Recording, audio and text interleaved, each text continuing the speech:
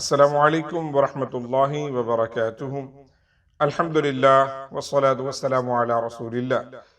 محترم خواتین و حضرات، انشاءاللہ ہم اپنی سیریز کو کنٹینیو کریں گے، اور وہ ہے حسن خاتمہ، اس کی علامات اور اسباب۔ حسن خاتمہ آپ کو معلوم ہے، اس کا مطلب ہوتا ہے کہ ایمان کی حالت میں موت نصیب ہونا، اور یہ الحمدللہ اللہ رب العزت کی بہت بڑی نعمت، اور اس پر ہماری زندگی کے تمام اعمال کا انحصار ہے۔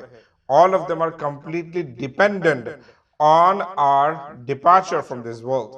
اگر اچھا خاتمہ ہوا ہے تو ہماری آخرت اچھی ہوگی، اگر خاتمہ برا ہوا ہے تو آخرت بھی بہت بری ہونے والی ہے۔ اللہ ہم سب کو محفوظ و مامون فرمائے۔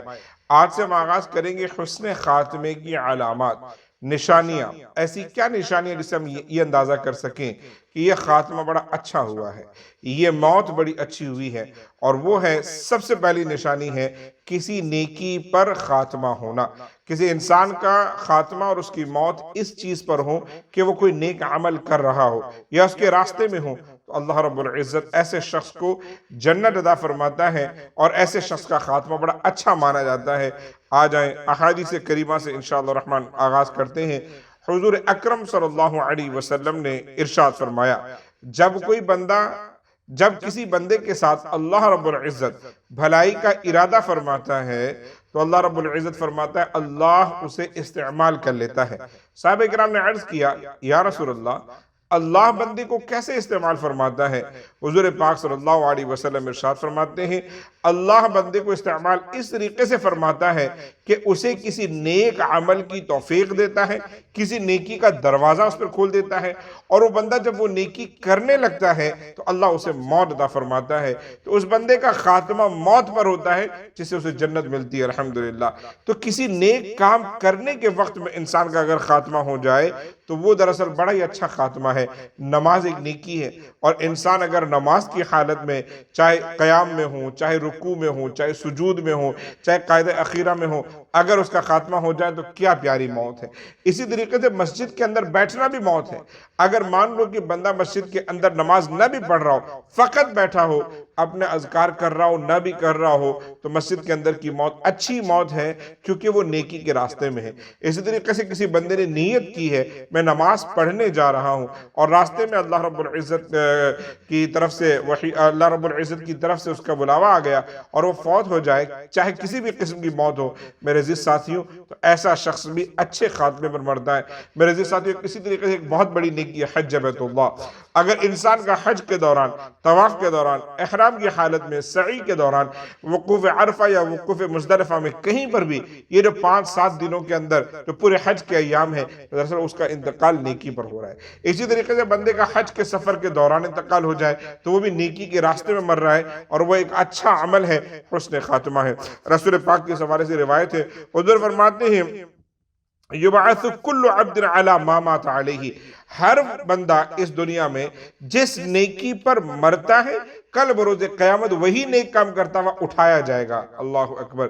میرے عزیز ساتھیوں، مسلم کی روایت ہے، اندازہ کریں آپ کہ جس نیکی پر اگر آپ فوت ہوئے ہیں، سجدے کی حالت میں فوت ہوئے تو سجدے کی حالت میں اٹھائے جائیں گے، احرام کی حالت میں فوت ہوئے تو احرام کی حالت میں اٹھائے جائیں گے، ذکر کرتے ہوئے فوت ہوئے تو ذکر کرتے ہوئے اٹھائے جائیں گے۔ رسول پاک ارشاد فرماتے ہیں کو روایت میں، من سقط من راحلتی وهو محرم ومات یبعث یوم القیامت ملبیا، وہ شخص وہ انسان کہ جو احرام کی حالت میں یا سفر کی نیت سے اپنے گھر سے نکلا ہے اور اس کا انتقال ہو گیا تو کل بروز قیامت وہ تلبیہ پڑھتے ہوئے اٹھایا جائے گا۔ سبحان اللہ۔ اس کی مثال حضور کی زندگی میں بھی دیکھنے کو ملتی ہے کہ کوئی شخص رسول پاک کے ساتھ میں آیا اور اپنی اونٹنی سے گر گیا اور اس کے سر پہ لگی اور جس کی وجہ سے فوت ہو گیا۔ حضور پاک صلی اللہ علیہ وسلم نے فرمایا اس کو غسل دو مگر چہرہ اور سر مت دھونا، اور پھر فرمایا کل بروز قیامت جب یہ اٹھے گا، حضور فرماتے ہیں کہ یہ احرام اور تلبیہ کی حالت میں اٹھے گا۔ سبحان اللہ۔ میرے عزیز ساتھیوں، کیا اندازہ ہوا، جس نیکی پر انسان فوت ہوتا ہے اسی نیکی پر اللہ رب العزت اسے اٹھاتا ہے۔ لہٰذا کیا ضروری امر ہے ہم اپنے حسن خاتمہ کی دعا کریں۔ ہم اگر اپنے خاندان پریوار میں کسی کو جانتے ہیں کہ اگر اس کا خاتمہ کسی نیک عمل کرتے وقت ہوا ہے تو سب نے بڑی اچھی موت وہ مرا ہے۔ مجھے یاد آ رہا ہے پچھلے سال ہماری مسجد میں اسلامک سینٹر آف اولڈ برج میں یہیں پر ایک محترم نماز کے لیے، عشاء کی نماز کے لیے، رمضان المبارک میں تیسرا روزہ، اور اپنی پارکنگ اور اپنی گاڑی سے اترے تو بہت ضعیف تھے، چلنا ان کے لیے مشکل تھا۔ اپنے بیٹے کو جا کر کہا اس طرف کا جا کر دروازہ کھولو، میں نہ داخل ہوتا ہوں۔ بس 2 یا 3 قدم وہ چلے تھے کہ ان سے شاید آگے چلا نہیں گیا، وہ وہیں پر مسجد کے دروازے پر ہی وہ جو گرے اور وہیں پر وہ فوت ہو گئے۔ میرے عزیز ساتھیو، رمضان المبارک، نماز کی نیت سے گھر سے نکلنا، مسجد کے دروازے پر داخل ہونے کی کوشش میں اس دنیا سے چلے جانا، کیا مجھے اندازہ کریں اس سے بہتر کیا موت ہو سکتی ہے۔ آئیں کچھ اور روایتیں آپ کے سامنے پیش کرتا ہوں۔ حضرت حذیفہ کی روایت، رسول پاک نے ارشاد فرمایا، اللہ کی رضا حاصل کرنے کے لیے کوئی بندہ اگر لا الہ الا اللہ کہے اور اس حالت میں مر جائے وہ جنتی ہے۔ اللہ کی رضا حاصل کرنے کے لیے کوئی بندہ روزہ رکھے اور اس حالت میں گزر جائے وہ جنتی ہے۔ اللہ کی رضا کے لیے کوئی بندہ کسی مسکین کو کھانا کھلائے اور اس حالت میں اس دنیا سے چلا جائے تو وہ جنتی ہے۔ میرے عزیز ساتھیوں، نیکیاں دیکھیں آپ، اذکار کر رہے ہیں اور انتقال ہو جائے، جنتی۔ روزے کی حالت میں ایک بڑا اچھا ٹائم ہوتا ہے، اور اگر اس وقت میں کسی کا انتقال ہو جائے، روزے دار اٹھایا بھی جائے گا اور جنت میں جائے گا۔ پلس یہ کہ کسی کو کھلا رہے ہیں، پلا رہے ہیں، غریبوں کا خیال رکھ رہے ہیں، میرے عزیز ساتھیوں، اس میں بھی اللہ رب العزت کی پیارے حبیب نے وعدہ کیا ہے کہ وہ جنتی ہے۔ آج ایک آخری روایت کہ نیکیاں ویسے تو بہت ساری ہیں، لیکن ایک نیکی ایسی جو آپ کی 24/7 چل سکتی ہے اگر آپ وہ خیال کر لیں انشاءاللہ۔ دیکھیں آپ 24/7 یعنی کہ دن کے جو نا پورے دن 24 گھنٹے نماز نہیں پڑھتے، 24 گھنٹے آپ روزے میں بھی نہیں ہوتے، پورے سال بھر آپ رمضان میں بھی نہیں ہوتے، لیکن کوئی نیکی ہے جو آپ پورا ٹائم کر سکتے ہیں، اور پھر آپ کا انتقال اگر ہو، ہمارا انتقال ہو تو جنتی ہے۔ وہ کیا ہے؟ حضور پاک صلی اللہ علیہ وسلم کا گزر ہوا ایک نوجوان پر، اور وہ سکرات کی عالم میں تھا، یعنی موت کے دور سے گزر رہا تھا۔ حضور پاک صلی اللہ علیہ وسلم نے اس سے پوچھا کہ کیا حال ہے؟ اس نے کہا یا رسول اللہ صلی اللہ علیہ وسلم، انی ارجو اللہ و انی اخاف ذنوبی، کہتے ہیں اللہ سے امید بھی ہے کہ اللہ بخش دے گا، لیکن اپنے گناہوں کا خوف بھی ہے۔ یہ ہمارا جو ٹاپک ہے نا، اسی سے ریلیٹڈ باتیں دیکھیں کہ اللہ سے امید بھی ہے کہ اللہ جنت دے گا، اور اللہ سے خوف بھی ہے کہ میرے گناہوں کے بارے میں کیا ہوگا۔ حضور پاک صلی اللہ علیہ وسلم فرماتے ہیں کہ جس شخص کے دل میں یہ 2 باتیں جمع ہوں کہ امید بھی ہو اللہ سے، خوف بھی ہو اللہ تعالیٰ سے، ایسے شخص کو کچھ نہیں ملتا سوائے جنت کے۔ سبحان اللہ، رسول پاک نے ایسے شخص کو کہا اور وہ اس دنیا سے چلا گیا۔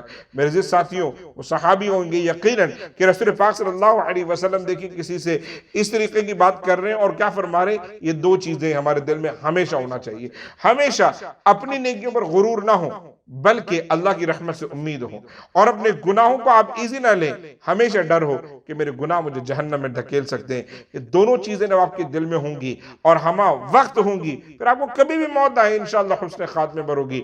اللہ تعالی ہم سب کو حسن خاتمہ نصیب فرمائے، ایمان پر موت نصیب فرمائے، اور بلکہ سب سے پیاری دعا میں ہمیشہ کرتا ہوں کہ اللہ رب العزت ہم سب کو مدینہ پاک میں رمضان المبارک میں جمعہ کے دن انشاءاللہ الرحمن موت نصیب فرمائے، اور جنت البقیع میں مدفن نصیب فرمائے۔ ہمیشہ یاد رکھیں صحابہ کرام اور اہل بیت اطہار کی تعظیم و توقیر و محبت اپنے دل میں رکھیں، نمازوں کی پابندی کریں، والدین کا خیال رکھیں۔ السلام علیکم ورحمۃ اللہ وبرکاتہ۔